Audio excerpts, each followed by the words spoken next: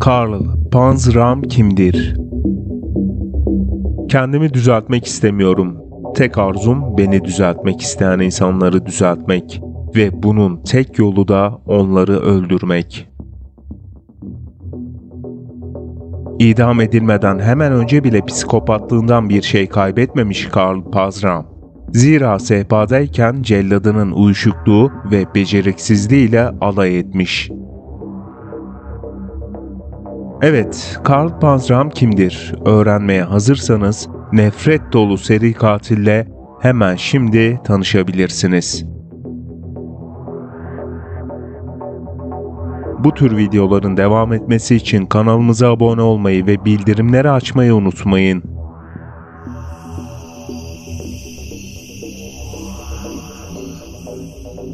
Suç kariyerine henüz 7 yaşındayken başlamış bir seri katil Panzram ve ölene kadar da devam etmiş. Kaldı ki bunlar 1000'i aşkın erkeğe tecavüz etmek, 21 kişiyi öldürmek, Amerika'nın neredeyse her eyaletinde hırsızlık yapmak, onlarca ev ve iş yeri kundaklamak gibi suçlar. Defalarca hapis yatan, hatta pek çok kez sahte isimlerle cezaevinde kalan Panzram, hayatı boyunca kötücül bir insan olmuş.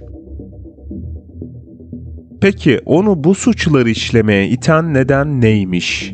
O da Pedro Alonso Lopez ya da Alien Wurnos gibi sorunlu bir çocukluk dönemi mi geçirmiş? Ebeveynlerinden şiddet görüp sokaklara atıldığı için mi bütün insani duygularını kaybetmiş? Yoksa kötülüğü doğuştan mı geliyormuş? Dilerseniz merak ettiğiniz bu soruların cevaplarını Panzram hakkında biraz daha konuştuktan sonra kendiniz verin. Panzram kimdir sorusuna 21 kişinin ölümünden sorumlu seri katildir cevabı verebiliriz. Ama onun hakkında söylenmesi gereken daha bir sürü şey var. Mesela Panzram diğer suçlular gibi anne babasından şiddet görmemiş. Daha doğrusu kaynaklarda böyle bir bilgi bulunmuyor. Babası evi terk ettikten sonra ufak tefek hırsızlıklar yapmaya başlayan çocuk suçlu, bu nedenle de 11 yaşındayken ıslah evine gönderilmiş ve gönderildiği kan ve berezli çocuklarla dolu ıslah evi onun için büyük bir dönüm noktası olmuş. Çünkü buradayken pek çok acı tecrübe yaşamış Panzram. Islah evi yetkilileri tarafından dövülmüş, işkencelere maruz kalmış, tecavüze uğramış ve sonunda nefreti o kadar büyümüş ki orayı yakıp küle çevirmek için ateşe vermiş. Unutamadığı travmalarla ıslah evinden çıkan Karl, evine dönse de 14-15 yaşlarındayken kendisini sokaklara atmış ve bindiği trende 4 haydut tarafından bir kez daha tecavüze uğramış. Anlayacağınız içindeki nefret büyüdükçe büyümüş ve Panzram acıma, sevgi, vicdan gibi duygulardan çok uzakta, hiçliğin ortasında yok etme temalı yeni hayatına başlamış. 11 yaşında hırsızlık suçundan dolayı tutuklanan Karl, Minnesota'da bulunan bir ıslah evine gönderilmiş ve burada pek çok kez dövülerek defalarca cinsel istismara maruz kalmış. Şimdi bu acımasız seri katilin nasıl bir hayat yaşadığına daha detaylı bir şekilde bakalım.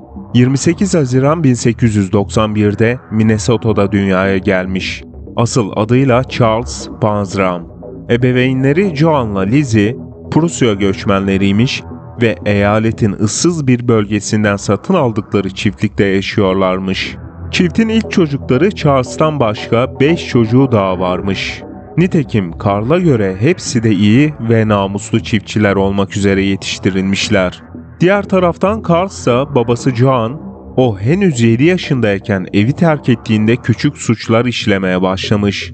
8 yaşına geldiğinde de sarhoş olduğu, asayişi bozduğu ve komşularının evine girerek bir adet silah dahil olmak üzere pek çok değerli eşya çaldığı için ilk cezasını almış. Nitekim ilk cezası kardeşleri tarafından bayılana kadar dayak yemek olmuş. 11 yaşında hırsızlık suçundan dolayı tutuklanan Karl, Minnesota'da bulunan bir ıslah evine gönderilmiş ve burada pek çok kez dövülerek defalarca cinsel istismara maruz kalmış. Tutuklandıktan sonra yaptığı itiraflarında ilk cinayetini ıslah evinde 12 yaşında bir çocuğu öldürerek işlediğini söylese de bu bilgi doğrulanamamış. Düzgün bir eğitim almayan Karl, okuma yazma konusunda bile sıkıntı çekiyor ve bu nedenle de sık sık cezalandırılıyormuş. 1905 yılında gördüğü kötü davranışların öcünü almak amacıyla ıslah evindeki okulun atölyesini ateşe vermiş. Bir sonraki yıl yalan söyleme konusunda iyice ustalaşan Karl, yetkilileri düzeldiğine ikna etmiş ve annesinin gözetimine geri verilmiş. Fakat annesinin yanında her gün ağır şartlarda çalışmak zorundaymış ve çiftçilik Karl'ın hiç de işine gelmiyormuş. Neticede yine yalan söyleme yeteneğini kullanmış ve annesini rahip olmak istediğine ikna ederek sözüm ona din adamı olmak için yakınlardaki bir kiliseye gitmiş. Tabi burada da rahat durmamış Karl Panzram ve kilisedeki öğretmenlerden birini silahla tehdit ettiği için oradan da kovulmuş. 2 hafta sonra bir yük trenine binerek Minnesota'yı terk eden Panzram artık başıboş bir serseriden fazlası değilmiş. 14 yaşında tek başına sokaklara düşen Karl, evini terk ettikten hemen sonra trendeyken 4 serseri tarafından toplu tecavüze uğramış. İşte bu olay zaten suça meyilli olan Karl'ın tamamen nefretle dolmasına ve bütün dünyaya öfkeyle bakmasına yol açmış. Yani Karl artık pimi çekilmiş bir bombadan farklı değilmiş. Hırsızlık yapıp geçici işlerde çalışarak karnını doyuran Karl, Montana'da soygunculuktan ıslah evine konulsa da kısa süre içinde oda arkadaşı Jimmy Benson'la oradan kaçmayı başarmış. Beraber hırsızlık yapıp yangınlar çıkartan ikili bir süre sonra yollarını ayırmış ve Karl Panzram eğitim almak için orduya katılmış. Ama askerlik hayatı da çok uzun sürmemiş. 20 Nisan 1908'de hırsızlık suçundan suçlu bulunarak Kansas'ta ağır iş cezasına mahkum edilmiş. Cezası bitip dışarı çıktıktan sonraysa şehir şehir gezerek içindeki nefreti kusmaya başlamış. Kansas, Texas, Kaliforniya, Washington, Utah gibi pek çok eyalet gezen Karl Panzram, hırsızlık yapıyor, zevk için yangın çıkartıyor ve erkeklere tecavüz ediyormuş. Genellikle sahte isim kullanan Karl, Oregon'da yakalansa da hapisten kaçarak doğu yakasına ulaşmayı başarmış. New York'ta çeşitli sendikalara katılmış ve ikna yeteneğiyle kendisine bir denizci kimlik kartı edinmiş. Gemiyle seyahat etmeye başlayan Karl, 1920 yılında büyük bir soygun yapmış ve çaldığı parayla kendisine Akista isimli yatını almış ve suçlarından pek çoğunu yatı sayesinde işlemiş. Bedava içki vaadiyle 10 gemiciyi yatına alan Panzram, onları kör kütük sarhoş oluncaya kadar içirmiş ve sonrasında hepsine tecavüz etmiş. Ardından da yine çalıntı olan tabancasıyla başlarından vurduğu gemicileri denize atarak yeni kurbanlar aramaya koyulmuş. Yatıyla cinayet işlemek Karl Panzram için çok kolay olsa da seri katil çıkan bir fırtınada suç aletini kaybetmiş. Bunun üzerine yeniden yollara koyulmuş. Bir kez daha hırsızlıktan yakalanan psikopat 6 ay hapis yattıktan sonra bir gemiye kaçak yolcu olarak girip Angola'ya doğru yola çıkmış. Burada petrol sondaj donanımı yapan bir şirkette işe giren seri katil 11-12 yaşlarında bir çocuğa tecavüz etmiş ve başını büyük bir kayayla parçalayarak onu öldürmüş. Kana doymayan Cani bu olaydan sonra Lobito Körfezi'ne giderek timsah avlamak için 6 adam kiralamış ve asıl avın kendileri olduğundan habersizce tekneye binen Afrikalılara tecavüz edip onları öldürdükten sonra cesetlerini timsahlara yedirmiş. Geriye adamlar olmadan dönen Panzram, şüphe çektiğini anlayınca Avustralya'ya kaçarak Gold Coast bölgesindeki çiftçileri soymaya başlamış. Yeteri kadar para topladıktan sonra ise Kanarya Adalarına geçmiş fakat burada işine yarar bir şey bulamamış. Lizbon'a geçse de polisin Afrika'da işlediği suçlardan haberdar olduğunu öğrenen Panzram yeniden kaçmaya başlamış.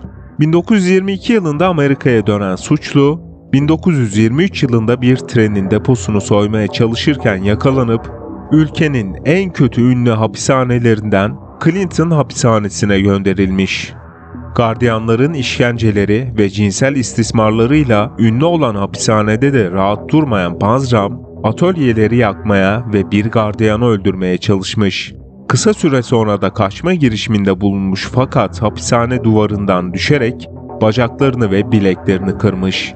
Ayrıca omurgasından da kötü yara almasına rağmen 14 ay boyunca hiçbir tedavi görmemiş.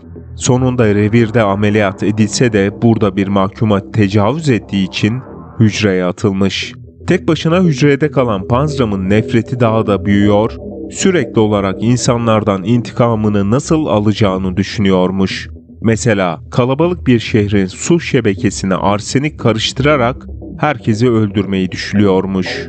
Aklından geçen bir diğer plansa New York limanında bulunan bir İngiliz savaş gemisini batırıp iki ülke arasında savaş başlatmakmış. Karl Panzram cezası bittikten sonra işte böyle düşüncelerle sokağa çıkmış ve ne aldığı yaralar ne de aksayan bacağı onun suç kariyerini olumsuz etkilememiş. Defalarca hırsızlık yapan seri katil bir adamı da ölümcül derecede yaralamış. Washington'da hırsızlıktan yeniden tutuklandığında ise hapishane gardiyanlarına çocukları öldürdüğünden bahsetmiş. Bunun üzerine detaylı araştırma yapılmış ve Karl Panzram'ın seri katil olduğu anlaşılmış. Buradayken bir gardiyanın bayılana kadar dayak attığı Panzram'a başka bir gardiyan merhamet göstermiş. Genç bir görevli olan Henry Lazer'ın Panzram'a yemek ve sigara alması için verdiği para neticesinde ikisi arkadaş olmuş. Sonrasında Panzram, yeni arkadaşına ona bir kalem ve kağıt verdiği takdirde hikayesini anlatacağına söz vermiş. İşte bu şekilde Panzram otobiyografisine yazmaya başlamış. Sayısının 1000'e aşkın olduğunu düşündüğü tecavüzlerini, hiçbir pişmanlık duymadığını belirttiği cinayetlerini, dünyaya bakış açısını, ülkenin adalet sistemini, gardiyanların eziyetlerini ve dahasını ayrıntılı bir şekilde kaleme almış. Yapılan duruşmadan sonra 25 yıl hapis cezasına çarptırılan Panzram, Kansas'ta bulunan bir hapishaneye gönderilmiş ve oradaki gardiyan kendisine kuralları okurken "Beni burada ilk rahatsız eden adamı öldürürüm" demiş. Hapishane topluluğundan uzak tutulan suçlu, tek başına çalışabileceği çamaşırhane görevine verilmiş. 20 Haziran 1929'da da dediğini yaparak çamaşırhanenin gözetmeni Robert Warnke'nin kafasını demir bir çubukla parçalamış. 14 Nisan 1930'da yeniden hakim karşısına çıkartılan Cani, kendi savunmasını kendisi yapmış ve idama mahkum edilmiş. Kararı duyduğunda histerik bir şekilde kahkaha atan Panzram, bazı gruplar tarafından dar ağacından kurtarılmak istense de bunu reddetmiş. Hatta kendisini idamdan kurtarmak isteyenleri ölümle tehdit etmiş. 5 Eylül 1930 sabahında idam sehpasına çıkartılan sıra dışı katile son sözleri sorulduğundaysa Panzram, "Acele et, Indianalı piç. Sen ortalıkta aptal aptal dolaşırken ben 10 adamı öldürmüştüm" demiş. Ve ölüm saati 06:18 olarak belirtilen katilin naaşı hapishane mezarlığına defnedilmiş. Panzram'ın el yazması otobiyografisini elinde bulunduran Henry ise uzun süre boyunca yayımcı aramış. Fakat 1970 yılına kadar hiçbir yayımcı Karl Panzram'ın şiddet içerikli hikayesini basmaya yanaşmamış. Seri katilin ölümünün üzerinden 50 yıl geçtikten sonra ise otobiyografi Killer: A Journal of a Murder adıyla yayımlanmış. Bir katilin iç dünyasını gözler önüne seren eserden sonra 2012 yılında da Karl Panzram, The Spirit of Hatred and Vengeance ismindeki belgesel film çekilmiş ve filmin yönetmeni John Bronski, kitabın hem kriminologlar için faydalı olduğunu hem de hapishanelerdeki istismarların ne düzeye ulaşabildiğini açıkça gösterdiğini ifade etmiş. Hapishanedeyken kendisine iyi davranan tek insana, yani Henry Lazer'a hikayesini anlatan Panzram, gelmiş geçmiş en acımasız seri katil tanımına oldukça uyuyor diye düşünüyoruz. Panzram'ın kötülüğünün doğuştan mı geldiği yoksa sonradan mı kazanıldığı konusunda pek çok farklı yorum var. Fakat değişmeyen gerçek Karl Panzram'ın öyle ya da böyle gerçek bir kötü olduğu. Kaldı ki şimdi okuyacağım sözleri duyduğunuzda siz de aynı şeyi düşünebilirsiniz. Düsturum şu: hepsini soy, hepsine tecavüz et ve hepsini öldür. Yaptıklarım için en ufak bir pişmanlık ya da üzüntü duymuyorum. Başta kendim olmak üzere bütün insan ırkından nefret ediyorum. Onu orada bıraktım ama önce tecavüz ettim, sonra da öldürdüm. Onu bıraktığım sırada beyni kulaklarından çıkıyordu ve asla bundan daha ölü olamazdı. Sizce acımasız seri katil Kaan Pazram nasıl bir kişiliğe sahip? Düşüncelerinizi yorumlar kısmına yazabilirsiniz. Bu tür videoların devam etmesi için kanalımıza abone olmayı ve bildirimleri açmayı unutmayın. Bir sonraki videoda görüşmek dileğiyle.